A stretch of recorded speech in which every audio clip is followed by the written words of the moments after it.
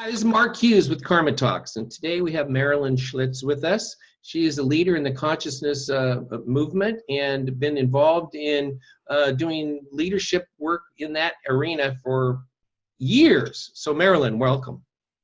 Thank you. Glad to be here. So tell us a little bit about your background, the work you've done, and where you're taking it. Well, I have been long an explorer of the mysteries of consciousness and the nature of our human experience. What are the powers and potentials that lie within us, and how do we begin to manifest them? And my training, I have a PhD in anthropology, where I focused on healing practices and different aspects of culture. And I've done a lot of research in a laboratory and clinical setting, looking at things like psychic healing. And right now I'm very interested in some of the issues having to do with how truth is constructed and how our discourse and conversation influences what we experience to be reality. So those are just some of the little questions that I've been asking. And I am a professor and chair of psychology at Sophia University in Palo Alto. And I'm formerly the president and CEO of the Institute of Noetic Sciences in Petaluma, California. And I'm just a big fan of our capacity to use social media to help change the world in a good way. Very cool. So let's start in with the work that you're passionate about, where you're going with everything. I'm really interested in how people are able to embody and live these kind of positive transformations. How can we find our way to resilience in the midst of all the confusion of our times? I have been fascinated by the idea that there are a multiplicity of worldviews and perspectives that come together, and that convergence is accelerating, and it's leading to conflict, because people are very intolerant of alternative ways of seeing the world. It also has led to co-option, where one truth system, say Western technology, has begun to really co-opt or trump alternative worldviews. And it can also lead to creativity as we begin to appreciate and celebrate cultural and social differences. And in that kind of fusion, begin to see new possibilities. So those were sort of the big questions that have catalyzed a lot of the research I've been doing for a couple of decades now, really looking at what are the catalysts of life-affirming changes, what sustains these changes, and ultimately, so what? How does it impact our lives, our relationships, and the organizations and institutions that we're embedded in? Very cool. So how does this transformation, how can we make this transformation really effective and work in this modern world? Well, I think that's the key question. I think living in the 21st century with all the complexities of our time and all of the ways in which, we're distracted by, snail mail, voicemail, email, text, Twitters, and Facebook, Instagram, it's all coming at us. And the amount of new information that's coming, has accelerated, and we actually, in the course of a day, can now create more content, more information than in the entire history of civilization up to this point. So I think all of us are feeling a little overwhelmed, maybe a little breathless. How do we possibly keep up with all this? So and also excuse me, but not keep up with it, but keep up with what's factual, what's true. That's the challenging part, is that now we're being introduced to a technology that we've become dependent upon for knowledge and advancement and growth and all that. And now we're starting to discover that some of it may not actually be really very accurate. Well, that's, the fake news. Yes. Has been around forever, and, propaganda and disinformation and things like that maybe the media has just really started to kind of articulate more clearly. But I think there's a deeper worry, which is that our worldviews actually impact what we're capable of seeing. So there have been a number of studies that have looked at people's brains when they are given information that conforms to their values or conforms to their belief system. And the learning center lights up. We take in that information. But if we're given information that refutes our belief system or our hypotheses, the warning center of the brain lights up, and we actually don't even take in the information. So it's not even like we're disagreeing with the information. We cognitively can't even perceive the information. And so I think one of the big challenges for all of us and opportunities is to become more aware of what we're not aware of, and to recognize we're never going to be aware of everything. But to the extent we can begin to become more self-reflective, we can begin to see those things that lie outside the threshold of our conscious awareness, and begin to also reflect on some of the reactiveness that each of us carries around in us based on these values and worldviews. So if we have, right now we have a world going on where there's a lot of reaction to that which people are not too excited about. So there's a lot of resistance, and there's a lot of people stepping out. Now, to clarify what you were saying, that people don't, when they hear something that's not what is part of their values, they can't hear it. What I'm experiencing is that people are stepping out in a very vocal way in resistance to that. So can you speak to that a little bit? I didn't quite understand your question. What do you mean? So now you said something about the fact that if we hear something that doesn't fit to our values, right, we don't hear it, right? Am I hearing you correctly? Correct. So how does that play into what's happening in the world, where people are not liking what's going on in our political world or around the world, and people are stepping out more so than ever by getting involved in what's happening? So to me, that's suggesting that people are reacting to what they hear. So how is that incongruent with what you're saying or not? Right. I think a lot of what's happening is polarities, and there's a sense of that kind of intolerance to other belief systems. So, people are coming out, and, we're seeing some fairly aggressive actions being taken. And so, my work has really been about how we can invite in positive changes. One of the things that we did is to interview masters from different world traditions, 60 masters who had expressed some ability to teach or to communicate with others about how we change in a positive way. And so we interviewed them. We did a thematic analysis of the content of our interviews and looked at what these different masters had in common. We also collected 2,000 surveys from people who weren't the people who had dropped out and lived in a cave for 10 years, but were really just average householders making their way. And in that process, we came up with a change model that really does help us to understand some of the steps that are necessary in order to bring about these life-affirming changes that can help us to be less reactive when we are confronted with different worldviews than our own, when we feel intolerant. How can we begin to harness those experiences and reactions in ways that are more life-affirming? So that's kind of the essence of the work I've been doing. So how do we do that? How do we make this transition? How do we make that happen in a positive way?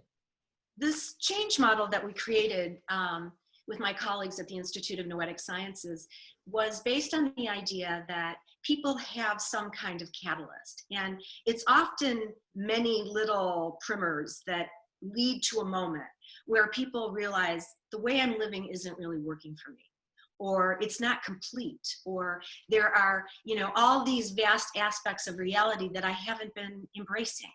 And what we find is the vast majority of those catalysts are something painful. And that makes sense. Why would you change your life if everything's perfect? So people often report experiences related to the death of a loved one, the loss of a job, a divorce, something that's unsettling. And so that can then lead to an awareness that there are these other aspects of my experience, and I want to learn more about who I am and what has meaning for me, how to direct my awareness and intention. And so that's sort of the first step, and we know that people can ignore these things.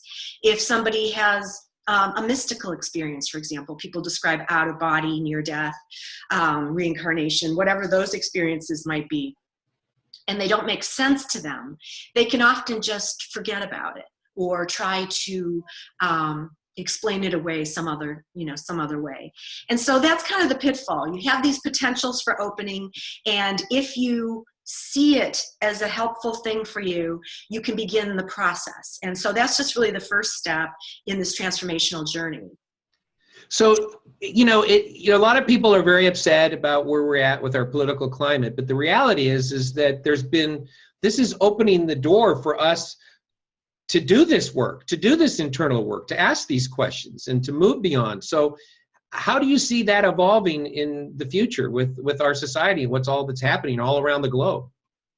Well, I think as we begin to see ourselves as dissatisfied with some of what is transpiring, and as we feel called to take action, I think that leads to a kind of exploration. It's what is the true path for me? What are those right actions that I should be taking? And so when people engage in this transformational process, they often begin to explore the world in a different way. They begin to consider possibilities.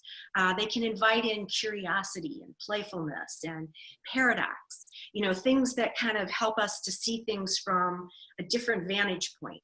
And I think that becomes kind of the second step in the transformational process, is really inviting in a playfulness and an engagement with possibility that can lead us to shift our perspective.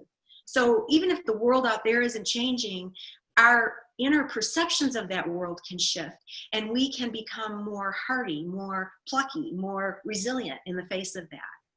So do you see that's what's happening right now? I think a lot of things are happening right now. It is a very chaotic and confusing time, and I know that this is true for all generations. It's true for our children.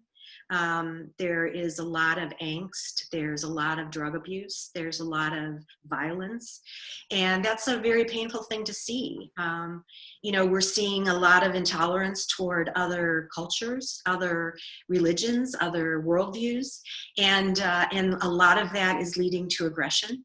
I think these are warning signs, and yet at the same time, I think social media, our interconnectedness via the web, has the potential to unite people who want to see things in a more optimistic manner, who are taking life-affirming steps and want to partner with others who are doing that.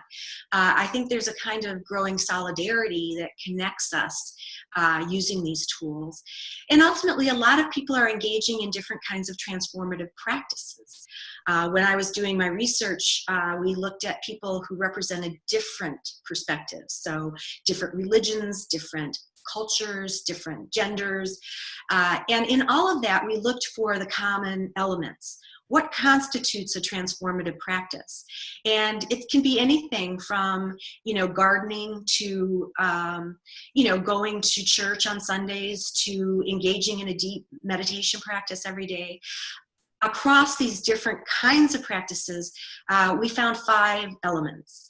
The first is setting intention. So we set the intention to bring about these life-affirming changes, to participate in something that is meaningful to us. And yet we know that the road to hell is paved with good intention, and so intention alone isn't enough. The second piece we found was attention. The various practices use tools and technologies, some of which have been developed over thousands of years, some which have emerged in the last century, to shift our awareness and to begin to see that all of reality isn't out there to be manipulated, but really a lot of it is in here, and the ways in which we respond to the world, the ways in which we make sense of the world, is really about where we place our attention. And is it the glass half empty or the glass half full? I think a third aspect. Before you go on, I want to interject there. I want to ask a question. So are you suggesting that it's that in this world of transformation, what we're going through right now, that there's a call for us to do more of the inner work, that's where the attention needs to be, versus the external work or the what's happening outside in our modern world? I think it's a both and. Mhm. I think the transformation model invites us to begin with ourselves and to begin to do that work within ourselves, and then to begin to ripple it out like a fractal into the world, into our organizations, into education, healthcare, aging. There are very, very many dimensions of this thing that can be developed. But, so the third aspect of these transformative practices is really about repetition. So building new habits. Mhm. So if the habit is to be intolerant, I like to think about road rage as a spiritual practice. So as you can bring your awareness to what's happening inside you when somebody has cut you off, you can begin to retrain your brain. And we know that the brain lays down these neural pathways, and that these neural pathways become like grooves in the snow and ruts that take us in a direction that we are not really mindful of, we're not aware of. And so we also know that we have neuroplasticity, the capacity to lay down new habits, new grooves in our brains. And that's exciting, and that happens through repetition. So, building these practices where there's an intention and attention to something repetitive that brings us into a place where there is affirmation. The fourth aspect of these transformative practices is guidance. And all of the teachers and the masters that we talked to felt that they had had a powerful teacher or someone who's been down the road before them who could help them to calibrate. But it was also really important, and this goes back to your question, that we have this inner guidance, that we recognize that, as we bring intention and attention to our reactiveness and our experiences, that we can begin to calibrate what is so for us. And that usually happens through some kind of reflection, taking time in nature, being quiet, meditating, being mindful, praying, whatever, journaling, any of those tools can be very important for beginning to really listen to the inner wisdom that's within all of us.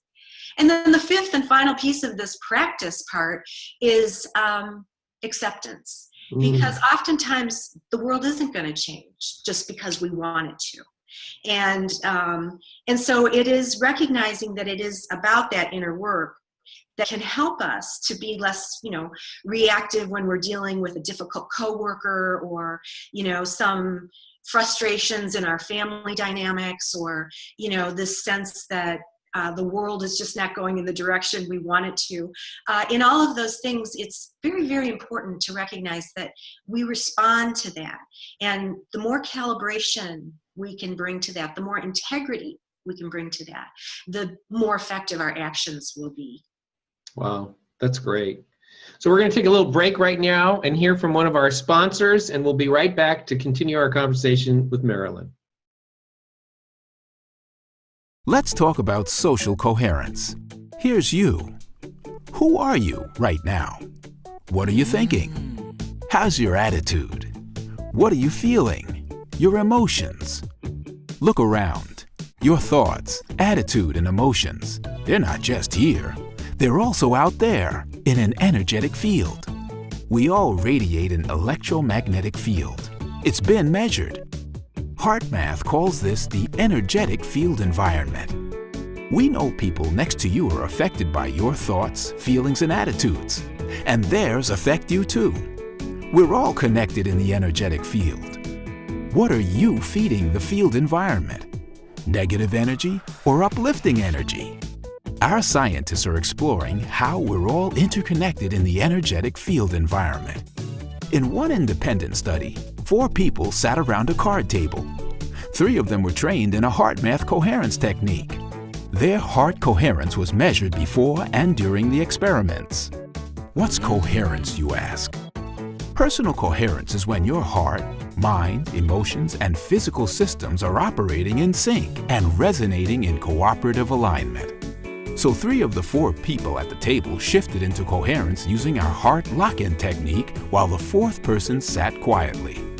What do you think happened? You guessed right. The 4th person's heart coherence level went up too, just from being in that uplifting energetic field. That's the power of interconnection. This experiment was actually done 10 times involving 40 people. They got the same results and the uplifting effects were confirmed.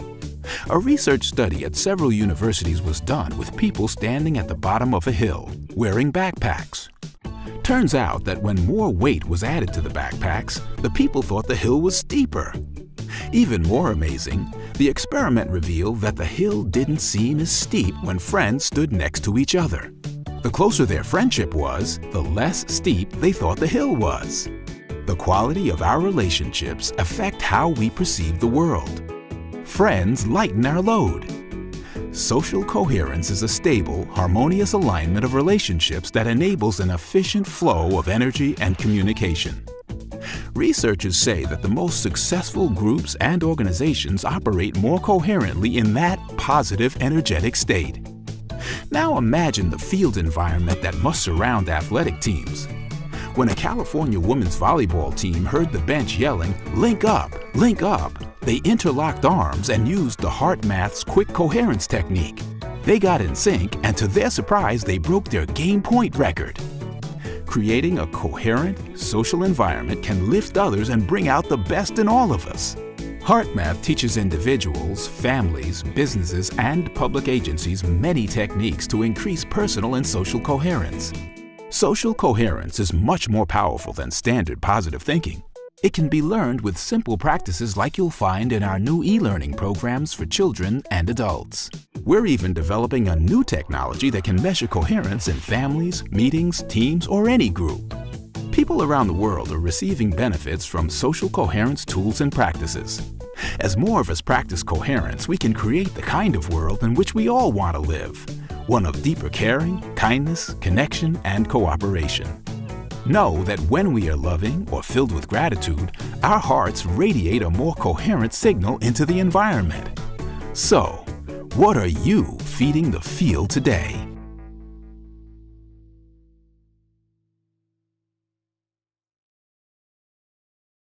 Hi, this is Mark Hughes, and welcome back to Karma Talks. We're with Marilyn Schlitz, and we're going to be taking a new look at, okay, so we have this awareness and this knowledge about where we need to go and what we need to do. So, Marilyn, where do we take it from here?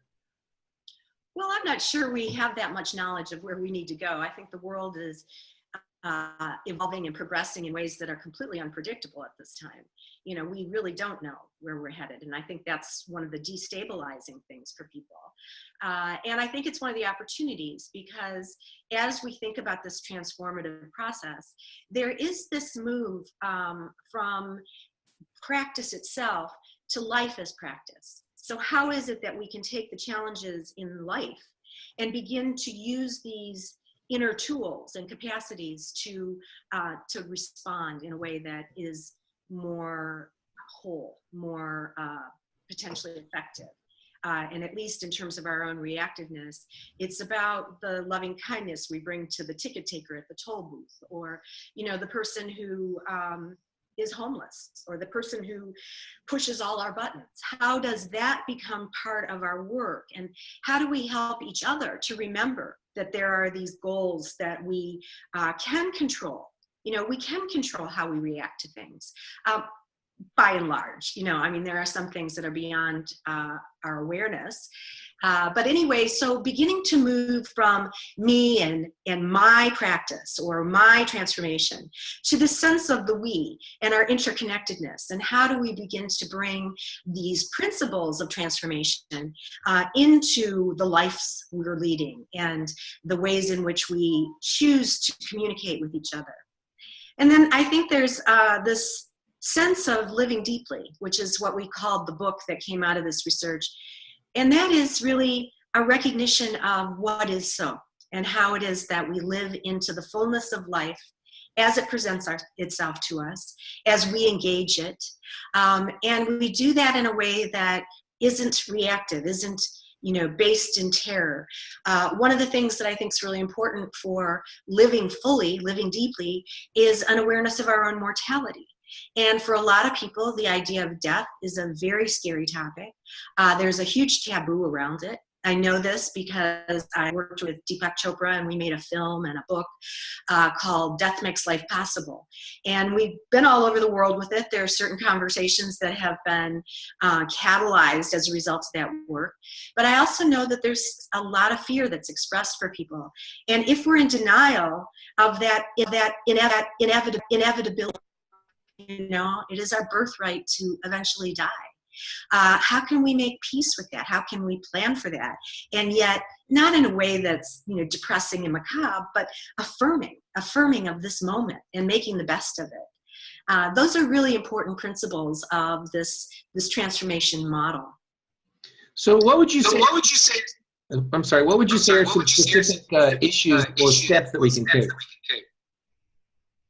Well, I think they're little steps. I think every day we can do little things, you know, remembering to be mindful when we are engaged in any action. Sometimes people can put things up around them that remind them. My friend and colleague, Cassandra Deaton, used to talk about how, you know, people put these little bobble-headed Buddhas on their dashboards, and she thought that was just kitsch kind of, you know, co-option of the Buddhist practice. And then she started to realize that these little iconic things like the bobble-headed Buddha become reminders every day, so that, you know, when there is that moment of road rage or when there is that sense of despair, we are reminded of those goals and values that we aspire to. I also think that social networking is really helpful. You know, a lot of people feel isolated. I think to the extent that programs like this and other ways in which we invite conversation, we help people to connect to the fact that there could be a tipping point where, you know, it isn't all about the negative aspects of what's happening, but also about our potential to act in unity, to begin to shift what isn't working towards something that is much more life-affirming. Can we make a difference by doing that? I mean, if we make a shift to a more conscious and mindful culture, is there any evidence to suggest that the shift can occur? Well, most change throughout history has happened when a small number of like-minded people make a commitment and begin to move forward. I think it's certainly the nature of human history. Whether we are ever going to resolve the aggressive impulses that lie within human nature, I don't know, but I think as more and more people can have conversation, can develop practice, can support each other in mindful, you know, communication or appreciative inquiry, or, you know, ways in which we can support one another, then it is possible that at least some people will move along the continuum. And again, can we get to that critical mass of people where, you know, there isn't this need to be aggressive, but rather a need to be cooperative? Yeah, and I think that's kind of what I was saying earlier. We don't necessarily know exactly what the end result is going to be, but I think we're starting to realize, and we're having a spiritual, you know, evolution where these very things that you're talking about are becoming more evident, and they're becoming more present in people's lives, and the fact that they want to take the conscious choice to be more honorable and to make the choices to create a better world. Now, there's this notion of the 100th monkey. And, you know, I've heard different comments. I've had some people say that it's for real and there's other, it's not actually justified.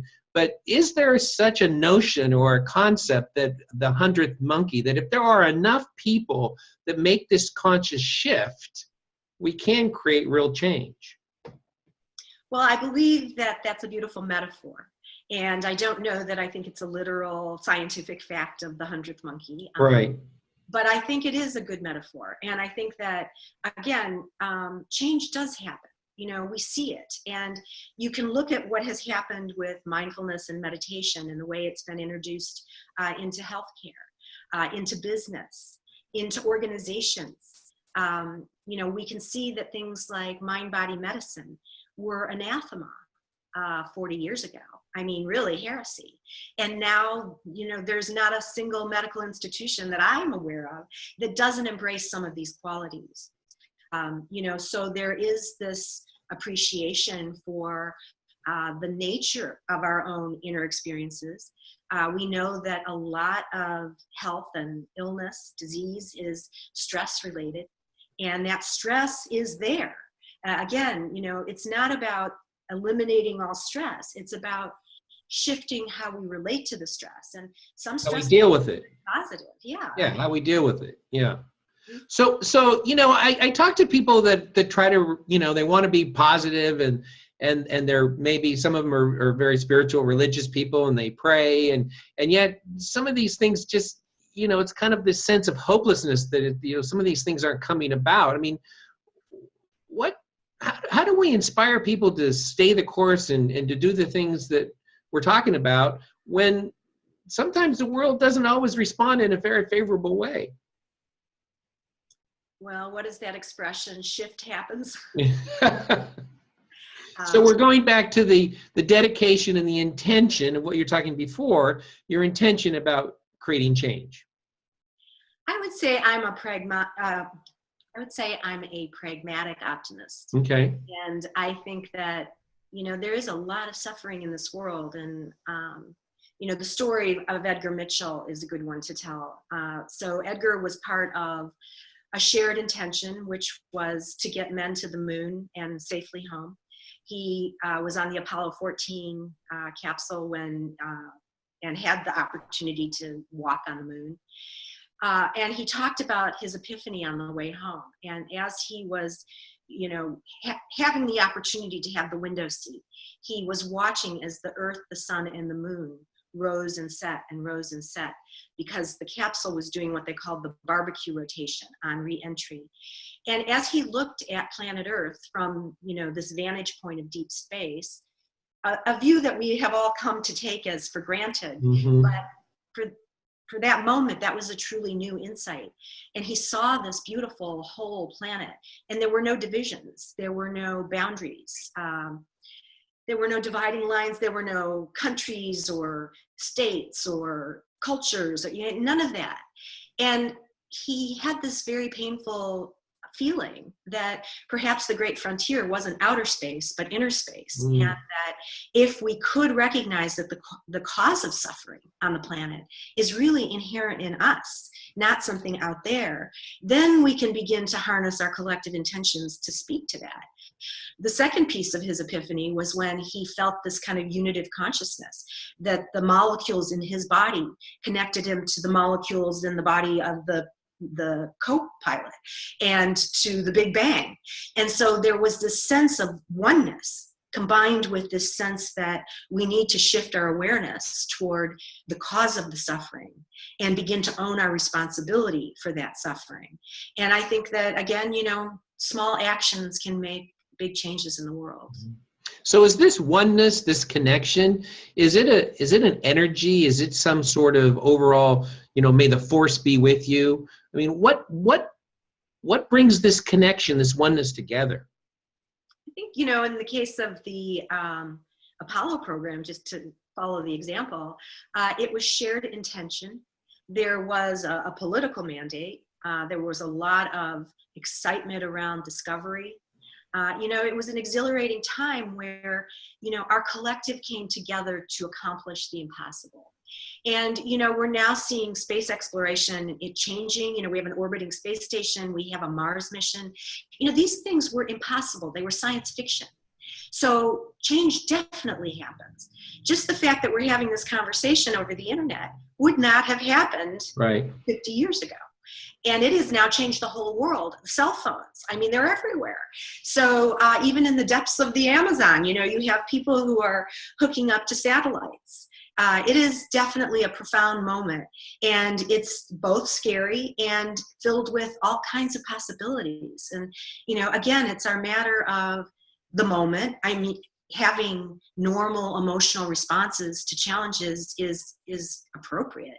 And to feel some despair in any moment or overwhelm seems to me like the right action, the right kind of response. And at the same time, we can't wallow in that. We know from evolutionary biology that, for example, in the animal kingdom, if one animal dies, there is grief, but they can't grieve for too long, because otherwise they become at risk for their own survival. And so all of us need to, recognize our evolutionary potential, both in terms of what we need to not only survive, but flourish. And also to recognize appropriate emotions when they arise in us, so that we're not fighting that and denying that. Very cool. So what would you say in closing, what would you say for those people that are struggling right now with remaining positive and hopeful about, our future and what's happening out there and around the world? What last parting advice would you give them to help them move forward, move on? Turn off the news and go work in the garden, take a bath, do something simple that breaks that frame. Because, if the TV and the radio and the news are coming at us unrelentingly, and we see those same images bombarding us over and over again, of course we're going to feel depressed. The news likes to promote negative news. I mean, that's the game we're playing. So if we can bring our awareness to the ways in which these mass communications can shape our awareness and shape our experience, then we can choose where we place our awareness. So that transformational practice piece becomes important. And it doesn't mean you don't pay attention to the news and what's happening. I think we should all be informed. I think we should be active in our engagement. I think that's really important. But I also think we really, really, really need to take care of ourselves. And one of the pitfalls of this move from the me to the we is that people often lose sight of the me, and that whole way in which we can bring self-compassion and self-forgiveness, self-love, self-nurturing to the process. Then I think that becomes a kind of ripple effect. And when you walk down the street and you see somebody smile, your reaction is to smile back. And that's not rocket science. Yeah, that's great. Well, thank you, Marilyn, for joining us. I appreciate your time and appreciate you sharing these great words of wisdom. And for those of you that want to join Marilyn, tell us about how they can connect with you. Well, my website, MarilynSchlitz.com. I'm on Twitter, my name, Marilyn Schlitz, Facebook, LinkedIn. I'm available. You're around. I'm around. All right. Very good. Thank you. So this is Mark Hughes with Karma Talk, signing off and saying thank you so much. We look forward to seeing you again soon. Take care. As we continue to explore conscious solutions to our world's most pressing problems, be a part of the conversation and subscribe to our Karma Talks channel. Thank you.